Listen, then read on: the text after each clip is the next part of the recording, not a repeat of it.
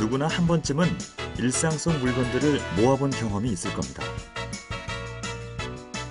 어려서부터 무언가를 수집했던 취미를 어른이 되어서까지 이어가기도 하죠. 누군가는 수집을 특별한 사람들만이 하는 별난 취미로 치부하기도 합니다. 하지만 이것은 인류에게 내재된 본능적인 욕구에 가깝습니다. 모은 것을 늘려가는 기쁨은 누구나 느껴본 적이 있는 본능적인 즐거움이죠. 그래서 혹자는 인류를 호모 콜렉투스, 즉 수집 인간이라고 부를 수도 있다고 했습니다. 세상 사람 셋 중 한 명은 수집가라는 말처럼 인류는 오래전부터 무언가를 수집하려는 욕구를 가져왔습니다. 아주 오래전으로 거슬러 올라가 보죠.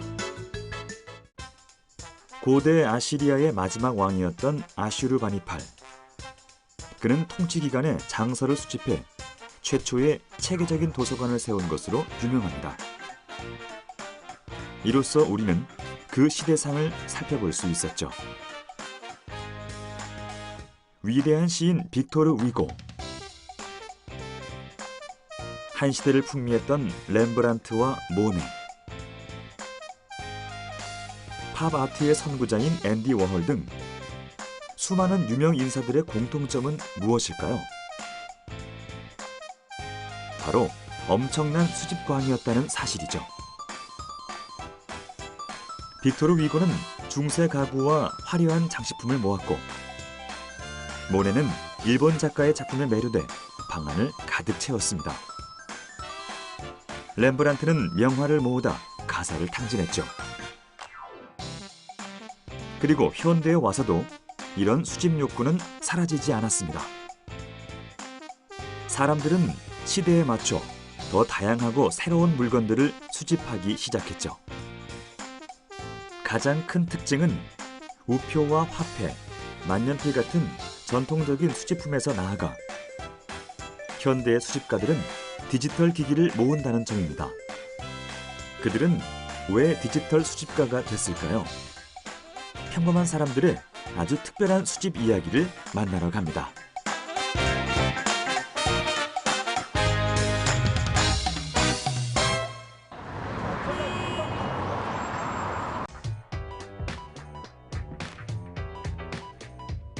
그리고 여기 취미에서 시작해 수집 그 자체가 인생이 되어버린 사람이 있습니다.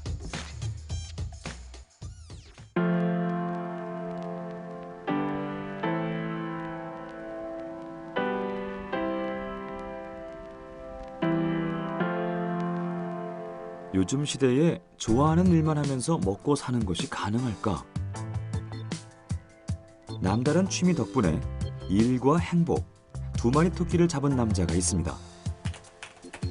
국내 1세대 얼리 어답터 이강석 씨. 그의 주 분야는 IT 기기입니다.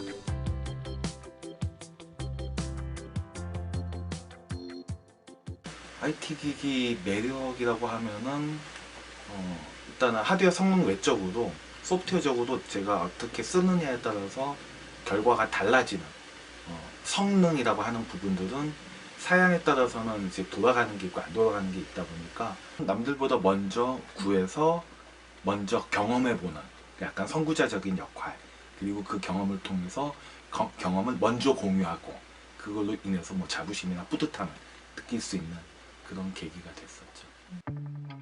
PC 통신 시절부터 IT 제품 분석을 했다는 강석 씨.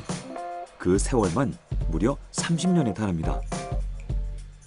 그러다 보니 새로운 물건을 미리 사용해보는 얼리 어댑터라는 신종 직업을 탄생시켰고, 현재까지도 그 일을 즐기며 IT 전문 컨설턴트로 활약하고 있는데요. 그의 방에는 다양한 IT 제품이 가득하죠. 몇 년 전까지는 거의 전자사전처럼 약간 특이한 케이스였는데, 국내에서 가장 초경량, 초소형 사이즈의 키보드를 내장한 컴퓨터였습니다. 그래서 한때는 이제 마니아층들이 주로 썼었는데, 단점으로는 화면이 작고, 물론 해상도는 꽤 나왔어요. 1024. 거기다가 노트북이 갖고 있는, 넷북이 갖고 있는 성능은 다 갖고 있었기 때문에 요거와 이게 동급 모델이었어요. 이 EGPC라는 거하고 이 모델들이 성능은 거의 똑같은데 크기 차이가 나죠. 그리고 이건 4인치, 이건 7인치. 지금 있는 이런 이제 15인치급하고 비교했을 때 뭐 옛날로 치면 성능 차이는 별 차이가 나지는 않았었지만 이제 그 휴대하긴 좋았지만 실제 키보드 치는 게 좀 불편했었고 이거와 더불어 그 개수만 50여 가지. 치면 요것도 수집을 하는 이유는 오진샤에서 무엇일까요? 나온 7인치. 예전 제품 같은 경우 데스크탑 같은 경우는 부피가 엄청 큽니다. 저도 지금 저쪽 베란다 쪽에 타워 케이스 하나하고 미들 케이스, 스몰 사이즈, 그 다음에 맥 데스크도 있는데 그런 거는 10개, 20개씩 보관하면 덩치가 엄청나게 커지기 때문에 그런 경우는 저희 어머님도 싫어하세요. 공간을 많이 차지하니까. 근데 스마트 기기는 몇십 개를 다 모아놔도 공간을 그렇게 많이 차지하진 않거든요. 지금 한 노트북하고 스마트 디바이스를 다 합쳐봐야 데스크탑 하나 있는 정도의 공간밖에 차지하지 않습니다. 그래서 공간에 대한 부담이 좀 그나마 적다 보니까 스마트 디바이스는 좀 소장해도 소장할 만한 여유는 좀 있고, 흔히 저는 이제 지인들하고 농담할 때 보면은 책장에 책도 꼽혀 있지만 특정 공간에는 책 대신에 디바이스가 쫙 꼽혀 있어서 오늘은 뭘 들고 나갈까, 그래서 오늘 모임에 오늘 그 하루 동안에 움직이는 시간, 하루 이틀 동안 움직이는 것, 그 다음에 오늘 하는 업무나 만나는 사람 일정에 따라서 그거에 맞는 디바이스를 골라서 가지고 나가는 또 그런 재미도 있습니다. IT 제품을 적극적으로 소비하며 그 속에서 즐거움을 찾는다는 그의 요즘 최고 관심사는 바로 키보드입니다. 제가 주로 쓰고 있는 이제 그 데스크탑형 키보드는 이게 이제 다스 키보드에서 한 20만 원대짜리 이제 기계식 키보드고요. 보통 저렴한 이제 한 10,000원대짜리 키보드들도 있는데 그런 건 요즘 잘 안 쓰고 있는, 키 타수가 빨라지면서 기계식 키보드의 그런 매력이 있어요. 따깍따깍 하면서 치는 매력도. 그래서 그렇게 하다 보니까 또 이 기계식 키보드도 약간 이제 개성이 강한 키보드들, 그러니까 뭐 시중에서 늘상 쓰는 키보드가 아닌 타입들이 좀 있어서, 그래서 이건 좀 저렴한 기계식 키보드인데, 요건 좀 아무래도 취미이자 직업이 IT 제품의 리뷰를 올리는 일이다 보니 키보드에 대한 욕심도 커질 수밖에 없나 봅니다. 최근에 한 3주 기다려서 이제 구매한 게 기계식 키보드인데 레트로풍으로 키 자체가 약간 동글동글하게 해서 무게는 꽤 나가더라고요, 이게. 그래서 휴대해서 갖고 다니긴 뭐하지만 집이나 아니면은 뭐 가방에 넣어서는 쓸 수도 있고, 이건 또 두 가지로 쓸 수 있는데, 하나는 블루투스 방식으로 쓸 수도 있지만 선을 연결해서 그 유선으로 연결해 갖고 쓸 수도 있고요. 키면은 키보드에 불도 들어오는, 이렇게 해서 쓸 수 있는 장점이 있습니다. 그래서 오늘은 이 제품을 조금 리뷰를 해볼까 하고 있습니다. 본격적인 리뷰 작성에 나선 이강석 씨. 보기엔 간단해 보이지만 그 과정이 순탄치만은 않습니다. 시리즈 보통 숫자로 가는 제품의 게 많이 외관부터 좋습니다. 구조, 사용감 등 체크해야 할 요소가 이게 산더미죠. 지금 글 하나를 네, 올리려면 페이스북에 적어도 올렸습니다. 3주 이상의 시간이 소요됩니다. 이렇게 꼼꼼한 리뷰 덕분에 많은 블로거들의 지지를 받으며 오랜 세월 얼리 어댑터로 활동할 수 있었죠. 한참 들어올 때는 하루에 한 5,000명, 피크를 찍을 때는 하루에 몇십만 찍을 때도 있었고요. 평균 한 5,000명 정도씩. 그래서 전체 합쳐서 한때는 막 100만 돌파, 몇 년 동안 100만 돌파도 했었고요. 3년 동안에 그 올 블로그에 그 IT 파워 블로그로 연속 3년 연속 엠블럼 달기도 했었습니다.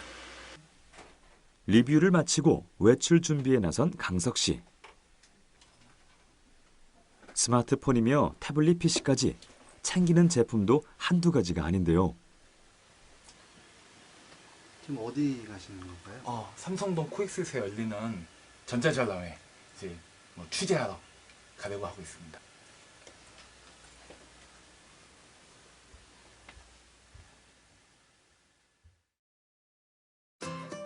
그가 찾아간 곳은 국내 최대의 IT 전시회. 개막 첫날부터 많은 취재진과 관람객이 모여들었습니다.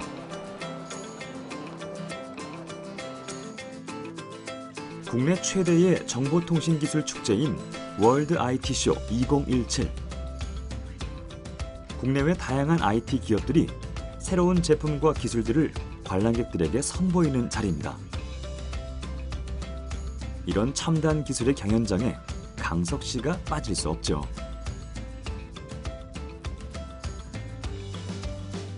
많은 관람객들이 최신 IT 기기를 체험해보고 있었는데요. 그 시각 강석 씨도 분주하게 취재 준비에 나섰습니다. 하나라도 놓칠까 재빠르게 카메라 셔터를 누르는 그.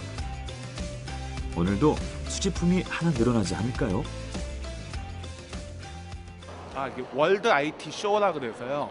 세계적인 이제 IT 쇼, 전자전람회인데 이제 컴퓨터뿐만 아니라 IT나 전자 관련한 제품들이 신제품들이 총망라돼가지고 B2B나 B2C 시장에서 소비자들과 미리 사전에 경험해 볼 수 있는 그런 전시 자리입니다. 취재 도중 자리를 뜨지 못하는 강석 씨. 마음에 드는 제품이라도 발견한 걸까요?